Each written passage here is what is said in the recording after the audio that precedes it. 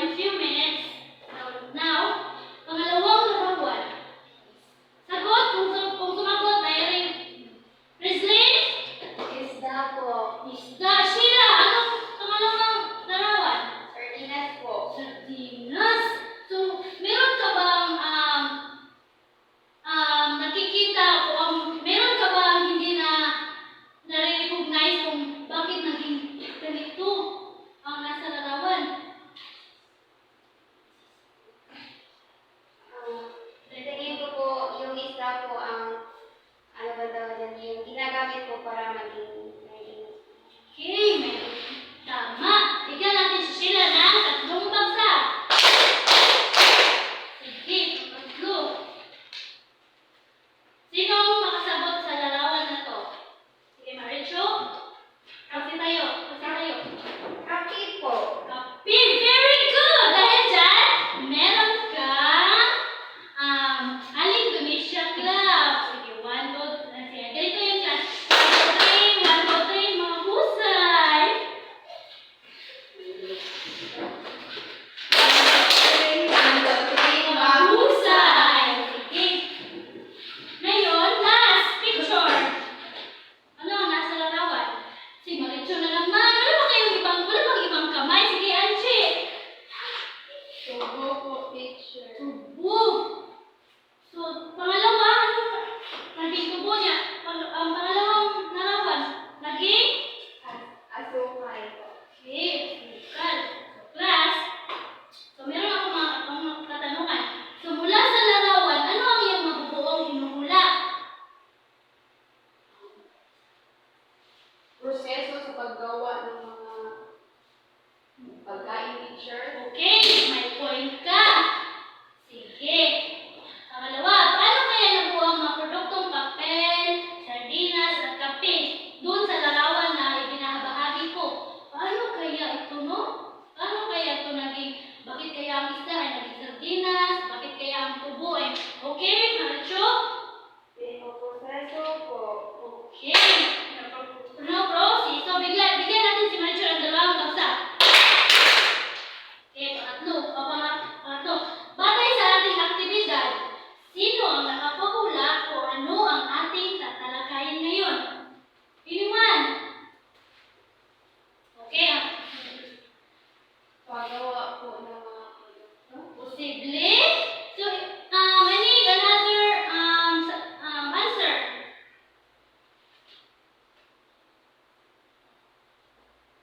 Okay, Rospin?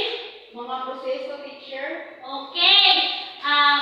Class, ang ating tatalakayin ngayon ay sektor ng industriya. So, bago tayo dumako sa ating aralin, ay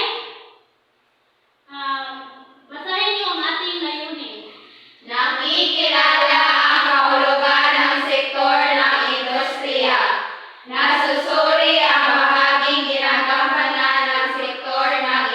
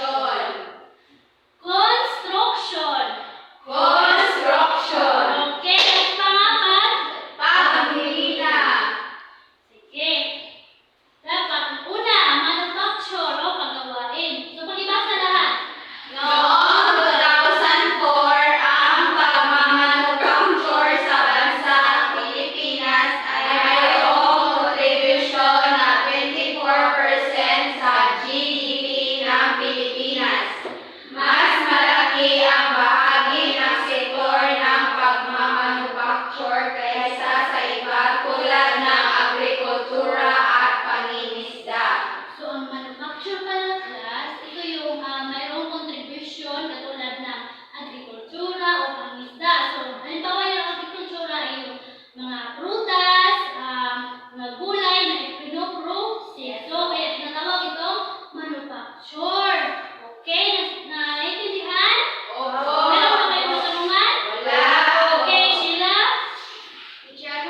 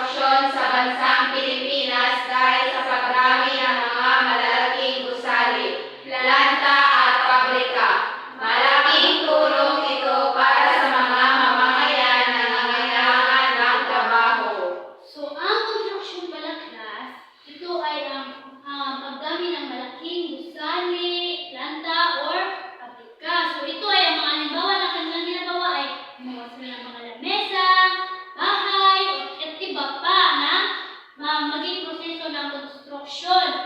Naintindihan ba? Opo. Ayun.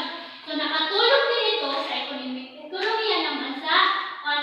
Darami ang magtatrabaho sa loob na mismo ng bansa at hindi na kailangan ng mga Pilipino na dumayo pa sa kabilang bansa para lamang nang makahanap ng pangkabuhayan. So ang construction class ay napakahalaga rin ito dahil ito ay nagbibigay ng panghanap buhay sa ating mga mamayan. Hindi, Christine, okay ka lang ba? Opo. Sige, ito yung construction. Nakikita niyo ba ang nasa larawan? Opo. So, pagmimina. Pakibasa nga lahat. Ang pagmimina ay ang gawaing pang-ekonomiya na nagpapahintulot sa pagsasamantala at pagkuha ng mga mineral na naipon sa lupa at sa ilalim ng lupa sa inyo ng mga deposito.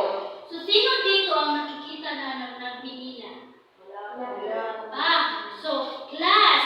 Ang pagmimina class, ito yung merong pinukay na gold sa ilalim ng lupa. So, katulad ng gold, ano pa? Diamond. Yes, tama si Marichu.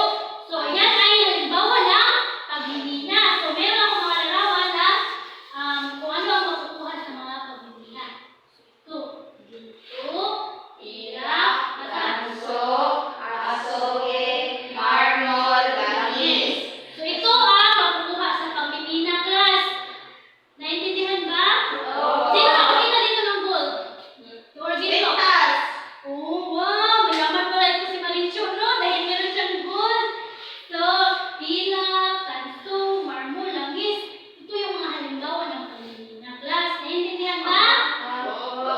Okay, dahil dyan, bigyan natin ang sarili ng 5 bagsak. 1, 2, 3, 4, 5. Okay! Ngayon, kalagahan ng industriya. Una, gumagawa ng mga produkto may bagong anyong hugis at halaga. So, ang halaga ng industriya pala ay ito yung mga magawa ng mga anyong hugis o iba't ibang hugis na mga produkto na dapat merong makikitaan ng mga bayan. Pangalawa, nabibigay ng trabaho. Tama ba, class? Opo. Okay, pangatlo. Basta. Pamimigay ng mga tapos na produkto. So, ano nga ba kung kayo ay pupunta ng market or merkado class, ano ang binibili ng inyong mga magulang? Pagkain. Pagkain, katulad ng Isda. isda, ano pa? Bigas. Bigas! Yan, Prutas. Prutas! Magaling! Vegetable. Oh, very good. So, pang-apat ay Nagpapasok ng dolyar sa bansa. bakit kaya ito napapasok ng dolyar sa bansa? Dahil class, dito ang mga turismo ay pumunta dahil, yes, turista ay pumunta dito sa Pilipinas upang bumili ng mga produkto dahil dito ay napakamurang halaga sa mga produkto. Nakita ba kayo ng mga Amerikano, Chinese dito sa ating bansa?